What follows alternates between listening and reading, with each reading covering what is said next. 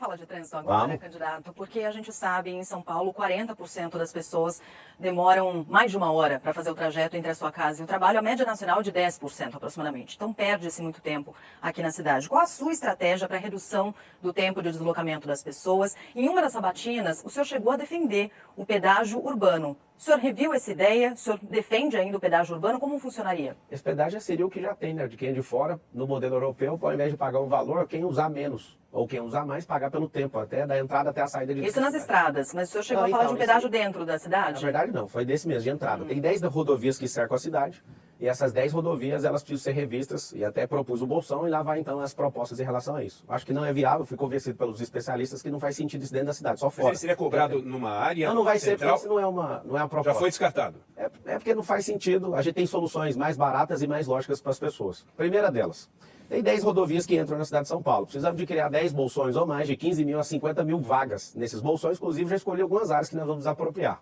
Por que isso? Porque São Paulo tem 12 milhões de pessoas. Quando junta a metrópole, com esses mais de 20 municípios, na verdade, salvo engano, 38 municípios, a gente fica com 20 milhões de pessoas. Essas outras metrópoles juntas, a gente tem 30 milhões de pessoas. A maior, fora a cidade asiática, São Paulo é a maior do mundo, para você ter uma noção. O que acontece? Imagina uma pessoa que vem do interior para entrar dentro da cidade, trazendo poluição, diminuindo a velocidade do trânsito, e com uma pessoa só dentro do carro. O que a gente tem que fazer? Colocar isso nos bolsões, usar ônibus para se deslocar de lá. Inclusive, nós vamos trazer uma inovação aqui para a cidade de São Paulo, que é o teleférico. Esse teleférico é para deslocar desses bolsões até a próxima estação, para interligar a rede de transporte público. E também, esses bolsões, a gente vai transformar eles em eventos. São Paulo hoje, a maior parte do turismo de São Paulo são 100 mil eventos por ano. Então, a nossa pegada é mais negócio. Ninguém está vindo aqui porque o turismo é difundido. Isso não tem isso aqui, não. Ninguém vem aqui por causa de turismo, vem por causa de negócio. Então, a gente vai capilarizar esses bolsões para fazer grandes eventos em todas as entradas da cidade de São Paulo. Segunda coisa no trânsito, fazer como nos Estados Unidos. Ao invés de criar alguma solução de infraestrutura poderosa, a gente vai liberar virar à direita no vermelho. É assim que funciona nos Estados Unidos. Quando tem uma fila de carro e aí você quer virar à direita, que chama giro de quadra, você pode usar o vermelho como pare. Isso é um processo educacional que leva um ano, as pessoas têm que reaprender a usar o trânsito, isso não vai gastar R$1 de infraestrutura. Terceiro ponto que a gente vai usar no trânsito de São Paulo. A gente vai, nas marginais, a gente vai criar via expressa, controlada por câmera, os carros que têm 2 ou mais pessoas, elas podem trafegar em alta velocidade nessa via expressa.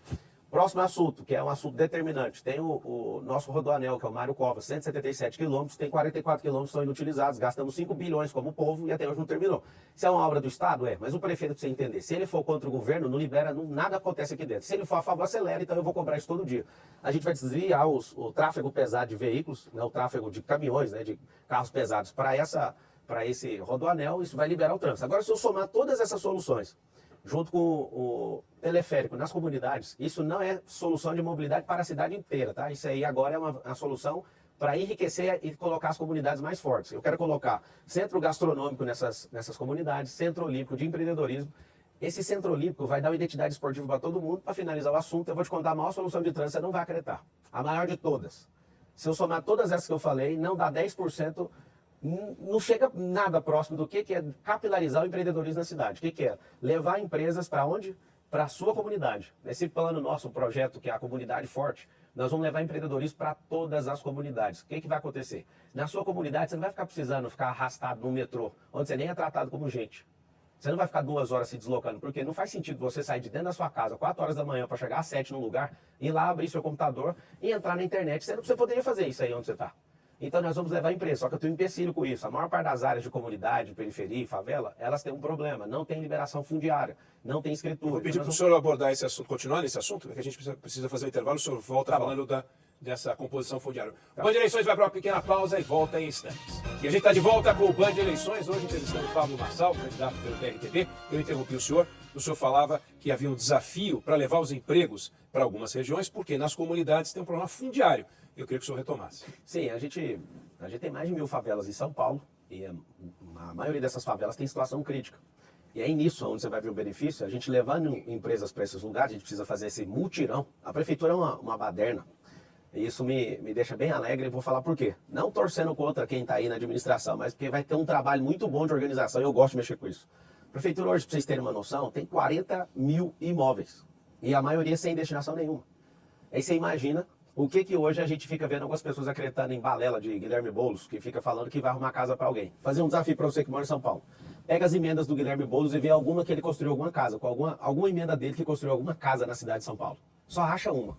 Eu desafio todos vocês que acreditam nessa lorota, tem gente que está há 15 anos, 20 anos, 10 anos esperando no imóvel e não vai ter. Por quê? Porque isso é uma balela. O governo de esquerda tem a promessa de ficar enchendo você de esperança, mas não consegue cumprir absolutamente nada. Porque se cumprir, acabou, eles não têm mais nada o que fazer. Então eles vão ficar sempre no gerúndio. Os governos, por exemplo, do PT, ficaram 13 anos para fazer a transposição do Rio São Francisco, que é uma técnica mundial desses esquerdistas malucos. Sabe o que eles fazem? Eles falam assim, estamos fazendo. Gerúndio é ficar o tempo inteiro falando que está fazendo. Esse NDO, fazendo. Não termina nunca. 3 governos eles não terminam. Aí chega alguém em poucos meses, tipo o outro presidente, vai lá e termina a obra. Por quê? Porque é interesse deles. É a mesma coisa de um advogado que às vezes quer levar o cliente na má fé e ele fica arrastando o processo, ele fica criando um monte de remédio jurídico ali para não terminar a causa, porque ele ganha se a causa estiver rolando. E você, que é povo, acho que você já cansou disso. O que é a grande verdade? A gente fazendo essas liberações fundiárias, a gente consegue levar essas empresas para lá e pela primeira vez você vai ver o seguinte, empresa aberta na quebrada vai ter diminuição de imposto. E eu quero saber quantas empresas que não vão querer isso? Quantas empresas que não vão querer levar suas oficinas, parte das suas produções para esses lugares? Sendo que as pessoas que estão na empresa que elas estão, em qualquer outro lugar na cidade, já vieram desses lugares.